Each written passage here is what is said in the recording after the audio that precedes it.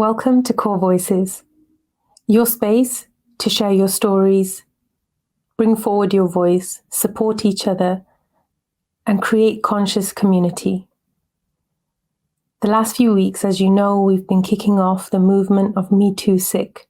We need your support. Reach out to us, get involved, help us to take this work further, bring accountability, safeguarding, and help us to make Gurdwara safe again. This is what we want to do. We want to make sure that we all feel protected in our communities, in our homes, and in our spiritual spaces. It's something that we all need. We can only do it together. This is your community, your movement, and your voice is needed. It matters, and we want to hear your story. So reach out to us at hello@corevoices.org. Go visit the website www.corevoices.org, or go and follow us on Instagram and Facebook and hit that like button. Be here, be involved in this space, and help us to make a difference together. Today, I'm really excited to have a wonderful guest on the show, somebody who is doing incredible work in the community, a sister, an advocate, and an incredible human being. Jessie Brar is a mental health advocate and expert by experience.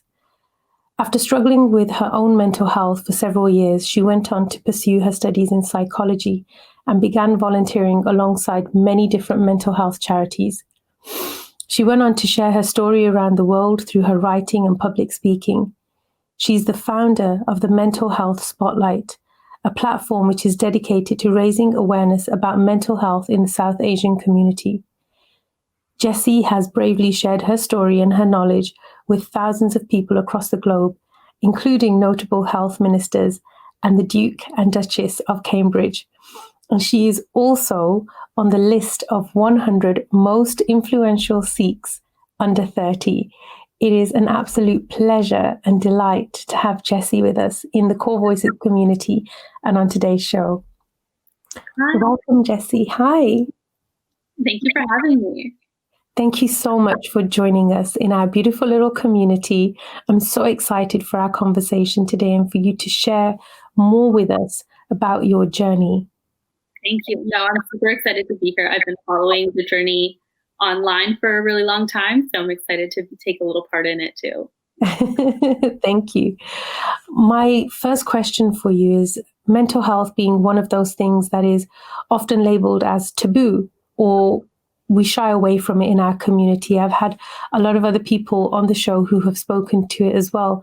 What was your experience growing up with your own mental health in the South Asian community? Did you receive the support that you needed? Were you able to bring forward your concerns and ask for help? I think for me, it started when I was super young. So my, family history a little bit. My father's actually an alcoholic and his parents were both super abusive. So when my mom married into the family, she married and came to Canada in the 90s. She had no family here, no friends here. Everyone else she knew lived in the States. So she had to start over and she had nothing, no support system outside of my father. And he unfortunately was struggling a lot with his addiction to alcohol, and his parents were also being verbally and physically abusive. So growing up, when I was born, I'm the oldest of three, I witnessed a lot of that firsthand. And when my mom wasn't there, I would kind of take the brunt of it. And so I'm super thankful that my mom is an incredibly strong woman, and she left when I was 11.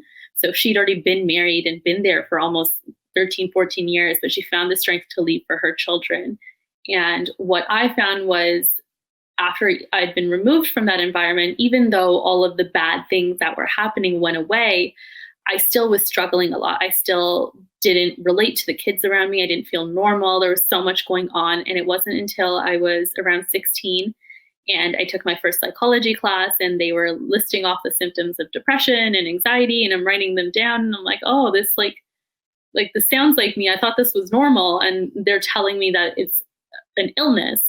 And I remember I went home that day and I talked to my mom, and I was like, Mom, I think I'm depressed. And she, again, my mother is the most genuinely loving and supportive human ever. But she looked at me and she's like, you've got straight A's, you've got a great group of friends, you live in a safe space, your family loves you, like you have everything. Why, why are you depressed? And it was genuine curiosity because she had never learned about it either. No one had ever told her that you could struggle. It was just kind of a fact of life for her that that's just how it is. Like you just kind of go through life and you just deal with whatever comes your way. And at 16, I thought about it and I couldn't think of a better reason. So I was like, okay, maybe I'm just having a bad day or a bad week, and I let it go. And eventually, when I went to university in my first year, I was really struggling to the point where I was having suicidal ideations and I was like questioning if I wanted to exist anymore and all of these things. And it honestly, the difference came when I went to a presentation by accident one day, and it was two South Asian males. They went up there and they talked about how they had struggled, how they had really tough first years, how they missed their family and not having their support system, and how that brought them down a lot. And then they talked about how they got help.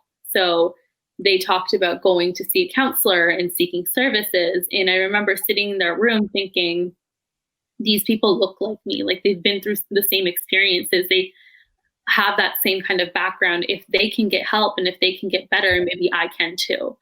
And seeing someone who looks like you, that's really the power of diversity, is if you don't see yourself reflected in the stories you hear, you don't think that that's an option for you. So for mental health, I didn't see anyone who was of color even talking about it, like let alone Punjabi. Like I didn't see anyone who was Hindu, Punjabi, Black, Muslim, whatever. Like there was no one that was talking about it. It was just kind of those little fad things that a few like white influencers were talking about. And that's when I realized how important having those conversations were. And I think that's really what led me into the space and to do what I'm doing now. That's incredible and very brave of you to be sharing. So thank you for doing that work. What you were speaking really hits home for me as well.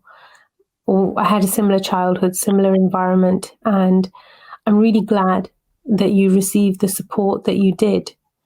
I wasn't in a position to kind of figure that stuff out. It was just the norm. Mm-hmm. It just felt like this is how it's supposed to be. This is the typical Punjabi family. And because so many of us have the same situation, we feel like it's right, Mm-hmm. even though we know it's wrong. For sure. I think that's just how the brain is made, is you learn from experience. So whatever you see around you, if everyone's doing the same thing, if everyone's following the same path, the same things are happening, that becomes your normal. Normal is very subjective. It really depends on what you've been through. And so even for me, like it took me, I would say, I had the first realization that maybe something was wrong when I was 16. I maybe started getting help when I was 22, and I'm 26 now. And there's still things where I think about them and I'm like, oh my God, that's so not okay that I let that happen. And as you get older, you start to connect the dots of, okay, cool. How does like what I'm doing now and like my romantic life, how does that relate back to how I was raised and all these patterns of behavior? And you see that it's not like a one kind of instant. It's really shaped throughout your experiences, your parents' experiences. It all kind of trickles down to make you who you are. And it really comes to, are you going to continue that cycle, or are you going to break it and see what happens next? You're right. You're 100% correct that all of our behaviors are actually learnt in our younger years. Some of them conscious and others of them unconscious.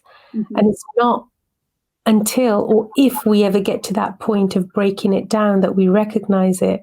I'm glad that you're doing that work in your 20s. I began it in my 20s, but really started to get into the juicier stuff in my 30s, which is way more difficult. But nonetheless, I don't think that there's an age parameter on when you should seek support. And I'm really grateful that you're doing this work that you're doing. What was it that became the catalyst for you to create the mental health spotlight? It really was that idea of like, for me, what it took was seeing someone who kind of looked like me, who I could relate to, seeing that person go through so much and come out the other end and be okay. And I was like, okay, if they can do it and they've been through similar things, that means I can too. And it was seeing myself represented in those spaces. And once I saw that the first time, I went and I booked my first therapy appointment, and I went to go see a therapist on campus. So I was in university in my second year at that time, and I went to a very white university. There weren't a lot of students of color, let alone students that were Indian. And then like you break it down in Punjabi, like there was really no one who looked like me on campus. And when I was talking to the therapist, they just didn't understand. I remember, I think I was like testing them, and I said that I was having issues with like the guy I was dating at that time. And I was like, I don't know what to do. And they kept on being like, just talk to your mom about it. I was like, my mom doesn't know he exists. So like, I don't, there was just so many cultural nuances that like, they just didn't understand. Mm-hmm. And, or it would be like, I'm the oldest of three, and I'm a second mom to my brother and my sister. Like, that's just how it's always been. And my therapist kept on being like, oh, that's so wrong of your mom to make you do that and for you to take on that role. I'm like, no, it's not. Like, she never asked me to do it, but I had to do it, or else the four of us weren't going to make it through life. Mm-hmm. And those were just things that they just didn't understand. And so for me, I realized that like, it's so important to have people who look like you, who understand your culture, to say that they understand. And I searched for it. I looked everywhere, and I couldn't find a space where South Asians were having conversations about mental health. And I started volunteering with other organizations. I was volunteering with a couple of youth mental health organizations. I went to a couple of their conferences, and at their conferences, they kept on saying, make a difference in your community, whatever that may be. And like, I'm sure they meant it like, go back to your hometown or your high school or whatever it was. But for me, my community is young South Asians who grew up not being brown enough for like white people, or being, too brown for white people, not white enough for the others, and really just not fitting in. And I was like, you know what? Something my mom's always instilled in me is that if you don't try and do something about it, you don't have a right to complain. And so I was like, okay, I'm frustrated that this community doesn't exist, but if I don't at least try and make it, then I can't really say anything about it. It's just going to be the way it is. And so I started off by sharing my story, and I invited a couple others that I had come across that were doing kind of similar things, more like clinicians, invited them to share their story. And then slowly stories just started coming in. We had stories from around the world. Like suddenly I'm getting requests from Australia and the UK and all of these different places. And I just kind of had that platform. That platform really wasn't, it wasn't me. It was a collective of hundreds of thousands of people around the world who were opening up about their experiences. And it was kind of that idea that for me, that's what it took. And my story is not going to resonate with everyone. So maybe another story, a person would see that and say, you know what, that person did it, so I can too. So at the end of the day, for me, it was if one person saw a story and got help after, or if it was 100 people, that was still a difference in someone's life. And that's all that really mattered. And that is so important. Even if it is just one person, that's a massive thing. Even if it's just sharing a smile and, not being able to do more than that, but that makes a big difference. It's those small acts of kindness that I think help us to get to making the world a better place. For sure. I think a lot of people forget that we hold so much power. And at the end of the day, everyone just wants to feel included and that they're important. And everyone is. It's just sometimes along the way you forget that. And when you're struggling with mental health issues or mental illness, it becomes even harder to remember that you are a strong, important human. So it's opening up those conversations. And I kind of did that for about 3 years. And now I'm kind of moving into doing more policy oriented and creating change at like larger tables of not just talking about it, but actually creating change and pushing others and being a little more aggressive about it of like, hey, listen, like we've started talking about this, but now you actually have to do something about it. So that's kind of what I've moved into now. That is amazing. That is amazing. And you're right. We need to be at different tables to bring impact. So That's incredible. I'm very proud of you. I wanted you to share with us and with our audience what intergenerational trauma is, because in spaces that we navigate, we have more familiarity with these terms, but I don't think that the wider community is aware of what it is and how deeply it can impact us. So if you could share with us what intergenerational trauma is. For sure. So, like I talked about a bit before, a lot of the things we experience don't come from just one instance. It's a series of things that have led up to it. So for a lot of us, it's whatever's happened for the first, like for me, 26 years of my life, but how my mom lived life, how her parents lived life, that also impacts who I am today. And I think one of the easiest examples for me, and something that I've been thinking about a lot, is as Sikhs, as Punjabi people, we've experienced a lot of trauma throughout the generation. So for me and my family, my grandfather and my grandmother, my nana, my nani, they were both born in the 30s. So they lived through partition. They were ripped away from their friends, their family. They had to move halfway across what was the country back then and start a new life. And they lost friends along the way. They fled the country at one point to Africa to try and start something new. And in my mom's generation, so she was born in the late 60s, and she remembers when 1984 started and all of that was happening. She remembers she was at school and they sent her all on a bus and they all had to go back to their friend and hide. And she remembers that my nana was taken away for a few days and they had no idea what was happening. They had no idea if he was dead or alive. And she remembers that from that day, every single time someone left the house, she was anxious. She just felt like her heart dropped a little. And that affects me today. It could be like 5 o'clock and I want to get a snack and I'll leave the house, but my mom's always anxious. And at first, when I was younger, it used to irritate me because I was like, Mom, come on, you're being irrational. But then I grew up and I started to understand her experiences and what shaped her to be who she is and how that affects my life. And that's really what intergenerational trauma is trauma that's passed down through generations when it becomes unresolved. So for a lot of us, I think we need to cut our parents a little bit of slack because they have been through a lot. Their generation, the generation before, they've been through a lot of trauma and they didn't have the luxury of actually sitting down and dealing with it. So when for example, like Maslow's hierarchy of needs, which is like fancy psychology terms, but it's basically this idea that before you start dealing with issues of like love and acceptance and all of this stuff, first you have to deal with the basics of being alive, of food, water, shelter. So when my parents immigrated to Canada, they had to figure out, how am I going to find food? How am I going to find shelter? How am I going to feed my kids? All of that type of stuff. So my mom didn't have the luxury of being like, okay, I have anxiety. What do I do about it? But I'm blessed to have been born into a family where my mom had already figured out the basics for me. So I was able to study and learn and figure out more about the space and what anxiety is and the things I was feeling and deal with them now. And so intergenerational trauma really is just this idea that a lot of our issues can be passed down from generation to generation if we don't take some time to take a pause and reevaluate what's going on. I think what you said there was really important, cutting our parents some slack.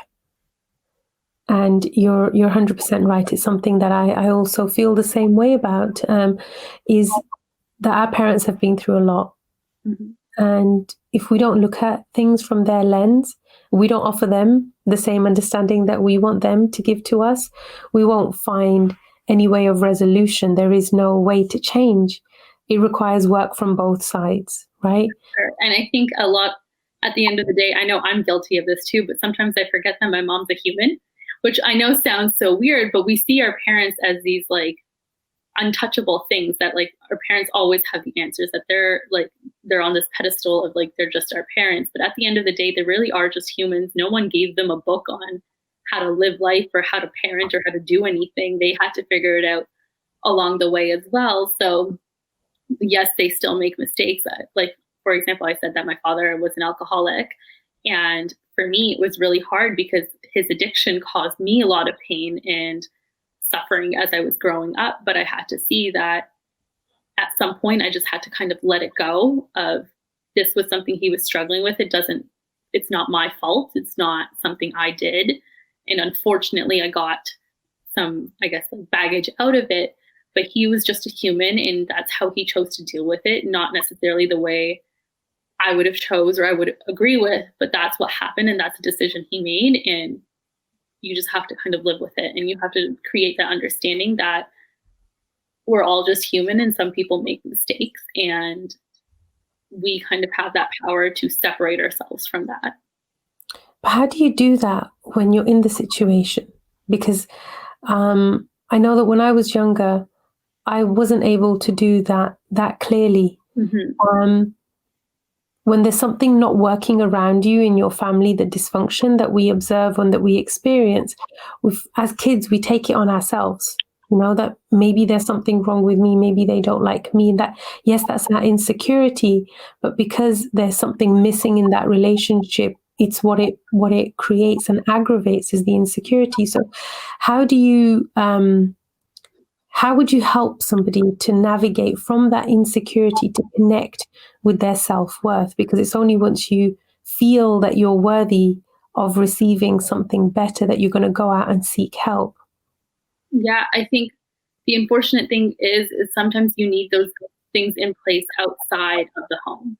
And if I was really lucky that I had my mom who is willing to listen and to understand, but not every single household has that. And so it's trying to find other places. So ideally, we have schools where you can talk to counselors and you can learn more. Or now that we live in the day and age of the internet, we have helplines you can call, all of these different things. And it really is, it's super difficult. I won't say it's easy. It's taken me so long, and I still have so many days where I'm like low and I feel like, did I even make any progress? And what progress looks like is super messy. And I think it's cutting yourself that slack that it's okay if sometimes you take 10 steps forward and 2 steps back, but any progress is still progress, and reaching out for support. And I think one of the things that I found hard to realize is in our Punjabi community, a lot of the time we put a lot of pressure on family. And that's something that's both amazing because we have this built up support system inherently in our lives, but also when sometimes those family members are the issue and they are being toxic, we also have to realize that we have the power and it is okay to take a step back and to cut people off that don't serve you. And it's hard because it feels very selfish, but I don't know where this connotation comes from, but being selfish isn't a negative thing. That's something that was instilled in us to protect us and to make our lives the best they could be. The only person at the end of the day who's going to be able to take care of you is you. So you do have to put yourself first. And for me, I even had to reframe it made me almost sick to my stomach to think of the idea that I was being selfish, but I was like, okay, if I don't take care of myself, I won't be able to take care of my family. I won't be able to take care of the people I love around me. So I need to take care of myself in order to help the people around me. And it really is what works for you. I think the thing about reaching out for support that a lot of people don't realize is it really is trial and error, and it sucks because what works for me may not work for you, but we all deserve support in whatever way we need it. It's the thing that's hard though, isn't it? Mm. Because we're built with this hard exterior of when we're younger, it's one of the first things that, we're trained with. Whatever's going on in the home stays in the home. You don't talk about it to others. So we're taught how to master wearing the mask. Yeah. So to actually admit that something is wrong means that we have to be able to take the mask off. And that's often one of the most difficult things for us to do as Punjabis, as South Asians, as humans, is getting to that point of showing who you are underneath the mask, showing and exposing your vulnerabilities, which takes a lot of courage and strength. And I'm just thinking about a lot of the people who might be tuning into the show, who might be sitting in that space, trying to figure out what is the first step? How do they get close to even braving it to take off the mask and finding a space? Something that you touched on earlier, which I can relate to when I was in high school with some of the things that were going on at home. My dad was physically very violent as well when he would drink a lot. So sometimes the teachers would ask questions about marks or bruises and things, and they just didn't quite believe that I was walking into that many doors or falling downstairs and things. So they assigned me to have to work with the school counselor, and I had the same obstacles. There were just so many things that culturally they didn't get. Mm-hmm. And the lady that I was assigned to, after just one meeting, the poor thing seemed more traumatized than I was, just from hearing, one day in the life of me at home, So it was very discouraging for me that she's not equipped to deal with my problems. And to be honest, I closed the doors to therapy kind of back then because I didn't feel that they could help me. And getting by, I was doing it. I didn't have a problem with it. It was my teachers that had a problem with it. And that was why I was in that room. But is that something, I'm sure that's something that people out there are experiencing. What would you give as advice to somebody who feels that way or might be in that situation? Yeah, I think it's super common. I remember for me as well, like the first time I went to therapy, I was like, I felt like I knew more than my therapist. I was like, I'm studying this, like all of this stuff, things I read in my textbook, like, why are you telling me this?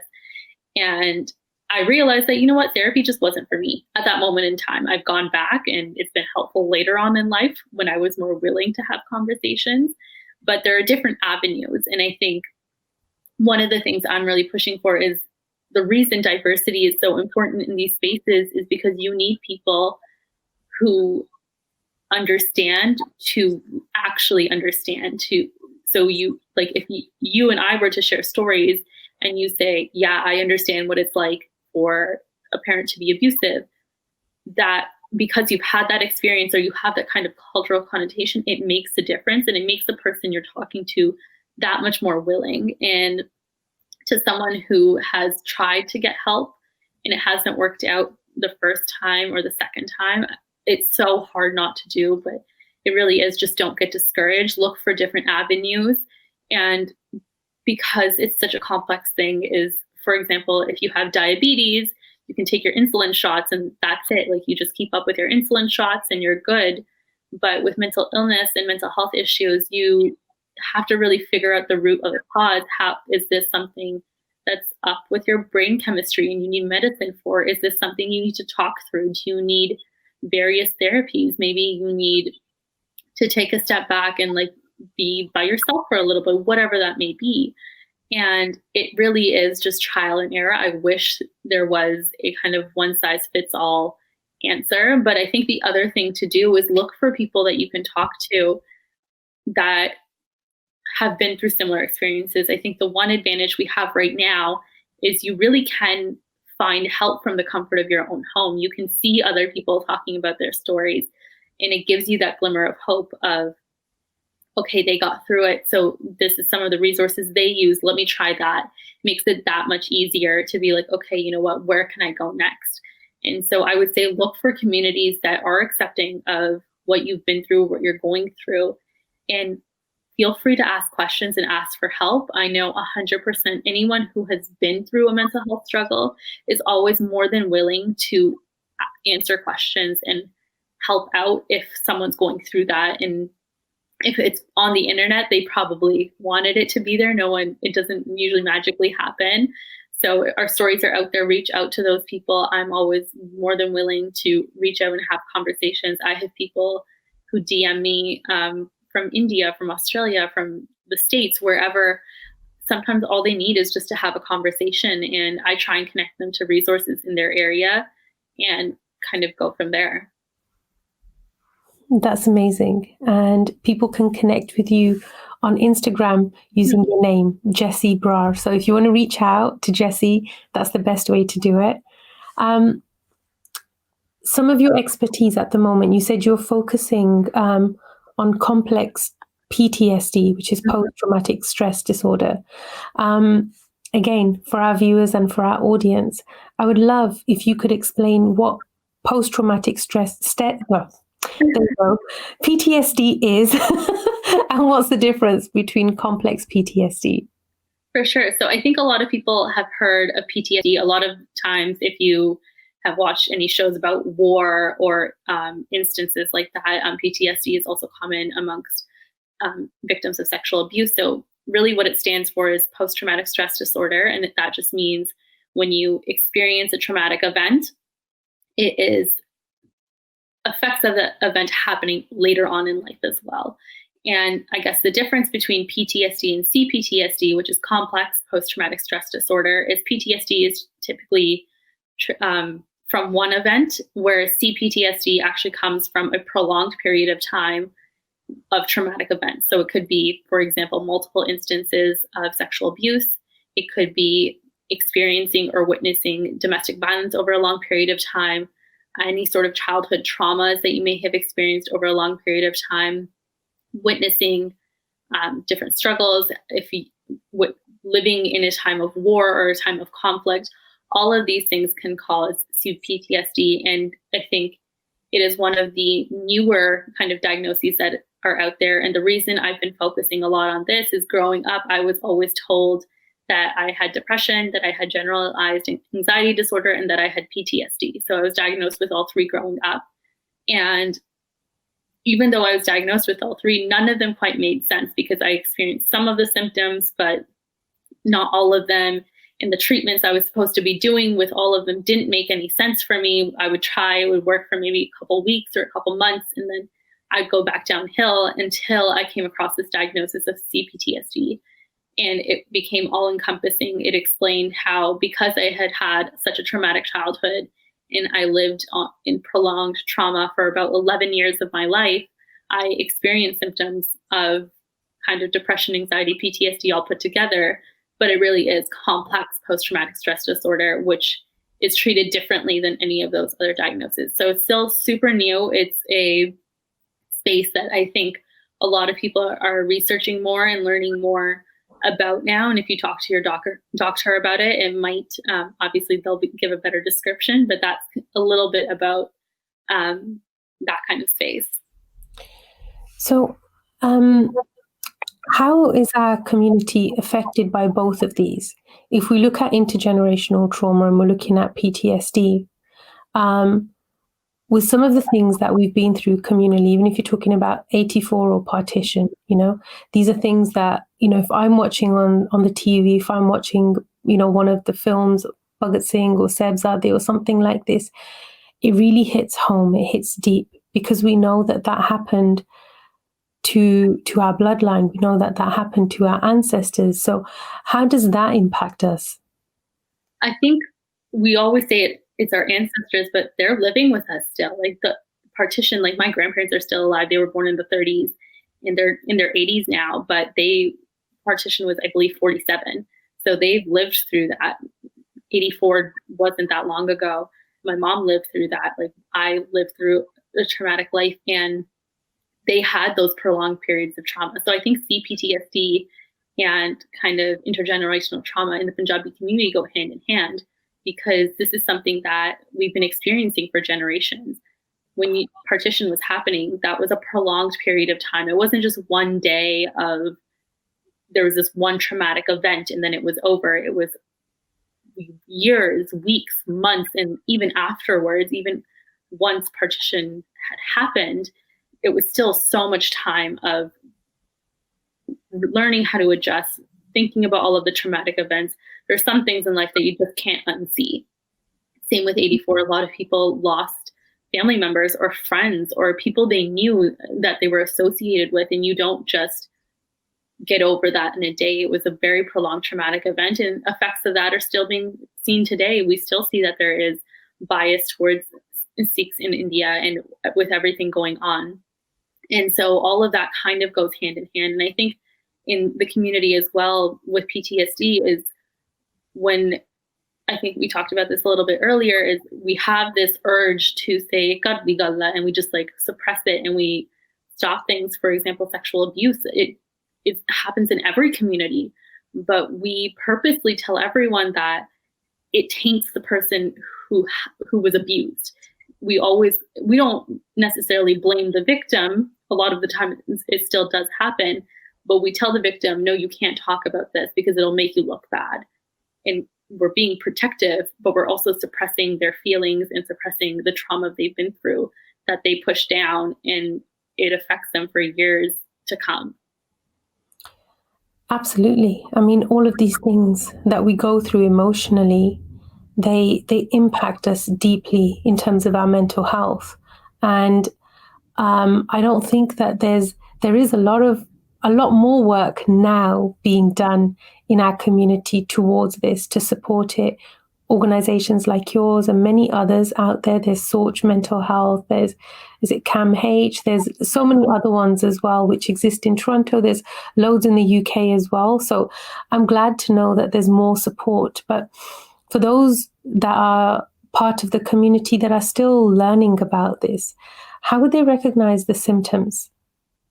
I think a lot of it comes down to is your thoughts, feelings, and behaviors. That's how I always break it down, is if you've had a change in your thoughts, if you're feeling, so if you've been thinking, you know what, I wish I didn't exist, or I wish things were a certain way, or you're having this feeling of stress or feeling like you're not yourself, and then behaving in different ways. If you are doing, so behavior actually goes in kind of two ways. You can either withdraw or you can kind of go in full force. So withdrawing is maybe taking away time that you used to spend with friends, staying home, not talking to anyone, cutting people off, or going full force in of going out, partying a lot, drinking more, indulging in different substances.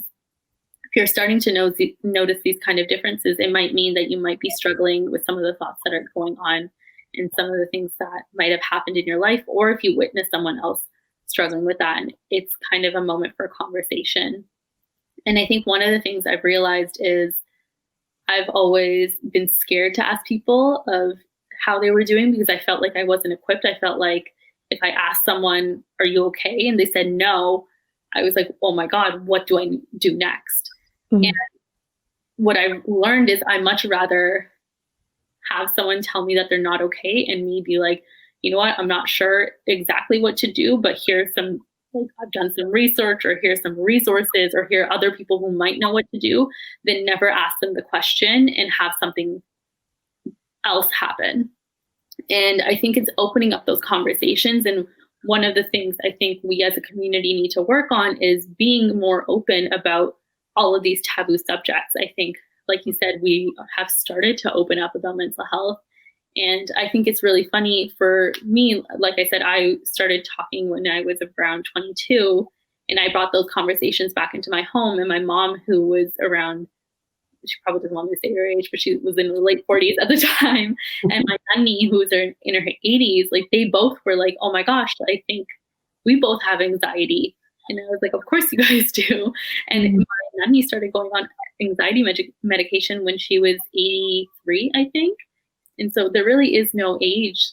Like she said, she never really felt this way. It wasn't until she kind of retired and wasn't working anymore, and that's when she felt more anxious, and that's when we like kind of started getting her help. But help can happen at any age, and I think having those conversations really goes a long way. I've worked with a group called Ladliya, and they do something called BG&E, where it was a bunch of grandmothers, and they brought their granddaughters in, but we had a safe conversation where doors were closed. It was just women, and we talked about different experiences that we had, and all of these women were talking about their experiences struggling with mental health when they came from India to come to Canada, and they had no friends, or they had to start over, or they were working these hard labor jobs and working like 13, 14-hour shifts, and then coming and taking care of their children and all of this stuff. But then it started off really hard. It was just me talking and a bit about my experience, and then we had one amazing woman, and she started speaking up, and then someone else started sharing their story, and by the end of it, they were all kind of teary-eyed and hugging each other because they realized that they all had been through similar experiences and they weren't actually alone. And I think that's the really big thing about mental health struggles. It makes you feel really, really alone. Mm. The statistics are 1 in 5 people struggle with their mental health at any given time. So we all know of someone who has struggled or someone who knows someone who has struggled. It's something that's prevalent in every single person's life, and we all have mental health. If you've got a brain, you have mental health, and we all have good days and bad days. So it's okay. I don't understand why there is any taboo about this subject, because to me, it just baffles me. It doesn't make sense to me anymore. I agree with you. There's just so many things in our community that have been hidden under that veil of taboo, and it stops us doing the work that's needed. But I think that one of the reasons is that cultural evolution from generation to generation. And if we think about our parents, my mom, how she was raised, she was very obedient. Mm-hmm. And that was how that generation was trained, and even the generation before them, where women didn't so forcefully ask for their rights. They were happy with whatever they were given, whatever their circumstances were. My mom suffered in silence from domestic abuse for all of her married life. She wouldn't leave my dad because that was against her values and against her belief system. And they were so strongly tied to their belief system and to their values. The idea of izzat was the most expensive. And to lose that meant losing everything, losing your dignity, losing your life, losing, your worth. If you didn't have that, you didn't have anything. And I think that now that there's a fusion between that East-West culture, because being born and raised in the West, we have access to two different cultures to compare the differences and then create something out of both of them that works for us. But our parents didn't have that, so they could only work with what they had. Yeah, I agree. And I also think it's just the world has changed, whether you're living in India or you're living here. Like, we just have so much more access now, and women are equivalent to men, and that's something that was bizarre and unheard of 40, 50, 60 years ago. But that's the world we live in now. And I think everyone just needs to learn that you have to adjust with the times. So, and I think one thing with culture is a lot of people take it for face value. And you need to realize that, like the Guru Granth Sahib, like whatever you believe in, or all of these things were written hundreds of thousands of years ago. That world doesn't exist. That world had no Instagram, it had no Facebook, it had no internet. Like, it didn't have brick houses. Like, that world was different, and it's not there anymore. So you can't take it at literal value.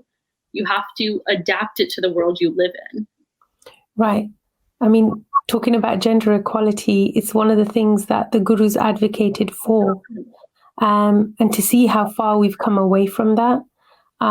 These are things that, eat away at me. It's the reason that this space exists, that there are contradictions. There are things that we need to improve as a community in how we show up and how we address matters that are important. Mental health is something that needs to be addressed. We need to look at the causes, the things that exist within our households and in our communities that enable poor mental health, because we partake in creating poor environments, which will then affect our mental health.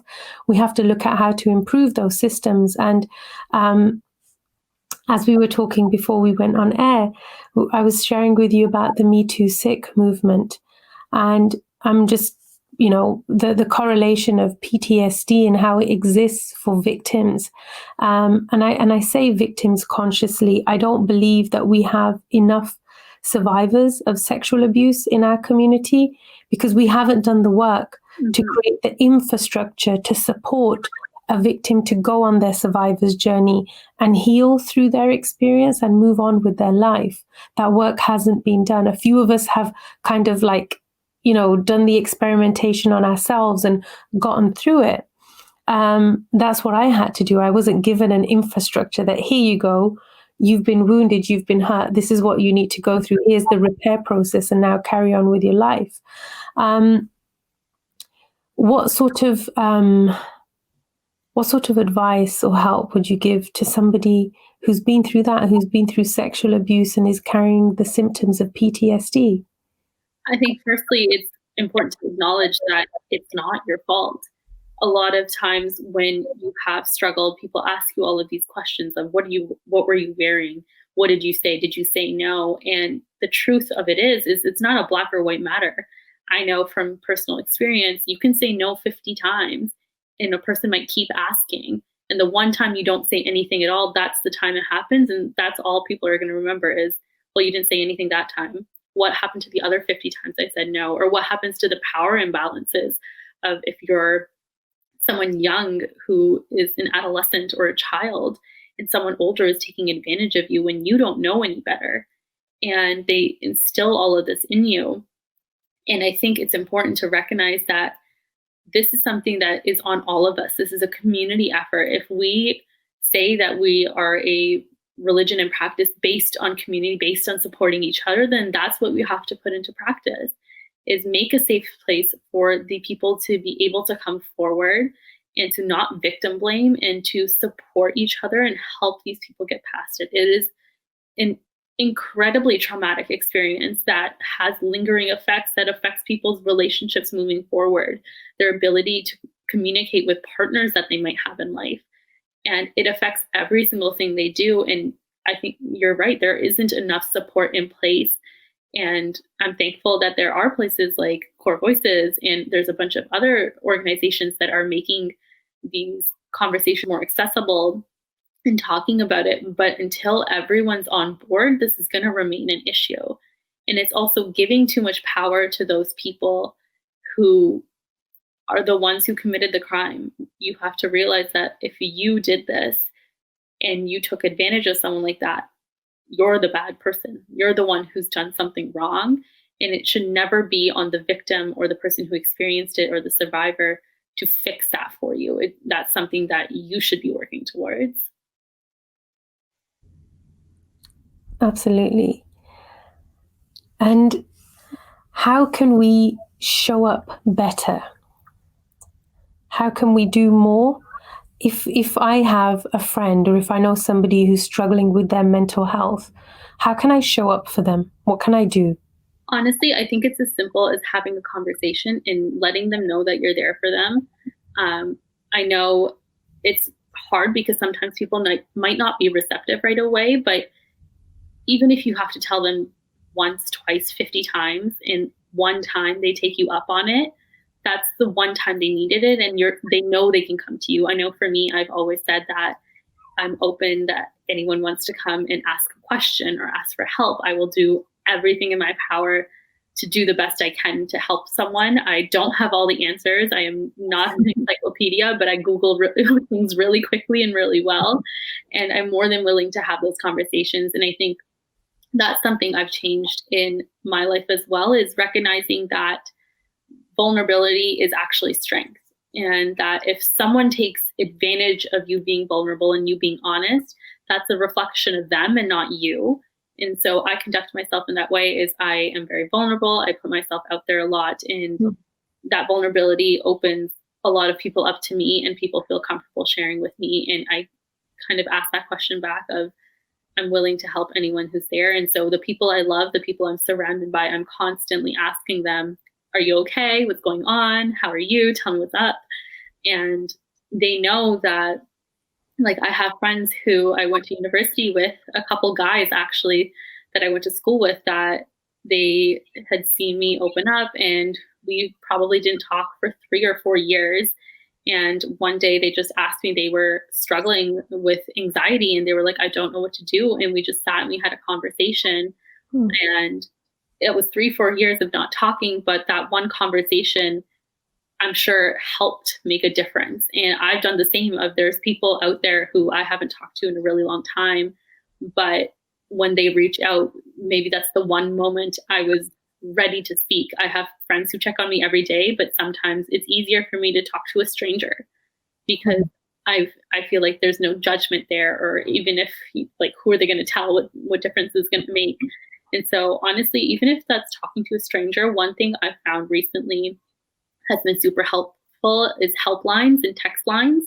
So I know they're pretty prominent in Canada, the US, and the UK, but those helplines and those text lines are a way for you to speak to someone who doesn't know you. It's anonymous, and you can get a lot off your chest, and they can help find other resources for you. So I think it's getting creative with the ways that you're seeking help and the way you're providing help for others. And I think it's also just being a good listener goes a really long way.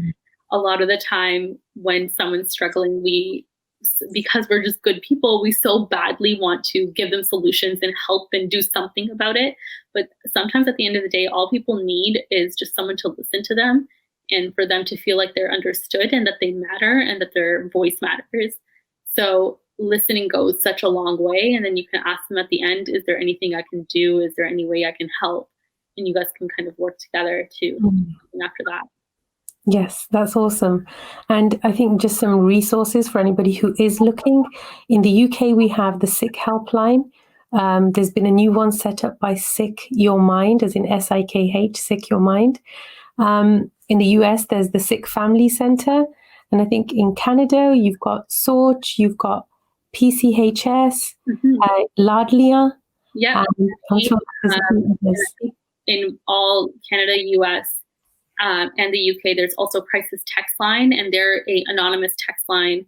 I'm not sure what the number is, but I know it's 741-741 in both Canada, US. The UK number you can look up, but you can text them and have an anonymous conversation with a trained volunteer, and they're available 24/7. That is wonderful. Thank you for sharing those resources as well. And it's important, I think, for all of us to recognize what we need and not be afraid to seek help. So if you're tuning in, if you're catching this episode and you feel like you need to reach out, please reach out. Get the support that you need because you deserve everything. You deserve the best. So know your own worth. And I think that everything that you've shared today, Jessie, is beautiful. And I love the work that you're doing. I love that you're out there helping more people to connect with mental well-being because it's so, so important. It's so important. Before we wrap up, would you like to leave our community, our Core Voices community, with a message? Yeah, I think for me, it's at the end of the day, recognize that you are strong, you are powerful. And a lot of the times I think we discredit ourselves and think we can't do it. But if you think about it, everything you thought you couldn't do up until this day, you've done. You've came over obstacles. You've found yourself to this spot and you can do much more further. So be okay with reaching out for help. There's no shame in it. There's no shame with struggling. Every single person isn't okay sometimes. And some of the best things come out of those struggles. And it's really learning how do we navigate this space, and someone has to be the one to break the cycle, and why not be you? I love that. We need to become the change that we're waiting for. Exactly. Yes, I love that so much. That's a quote from See No Stranger by Valerie Kaur, a book that she wrote recently. So if you guys haven't read it, go out and get that book. It's an amazing book. Jessie, you have been fantastic. It's been such a joy to have you on the show. I still had a ton more questions, so I'm going to have to ask you to come back so that we can go through all of them. But I love that we covered so many important topics today. I really appreciate your time and your wisdom to be here with us. Thank you so much for having me. Thank you, Jessie. And I hope that you will come back and join us again in our beautiful little Core Voices community. Definitely will. Thank you so much, everyone. Thank you. Thank you, everybody, for tuning in to Core Voices.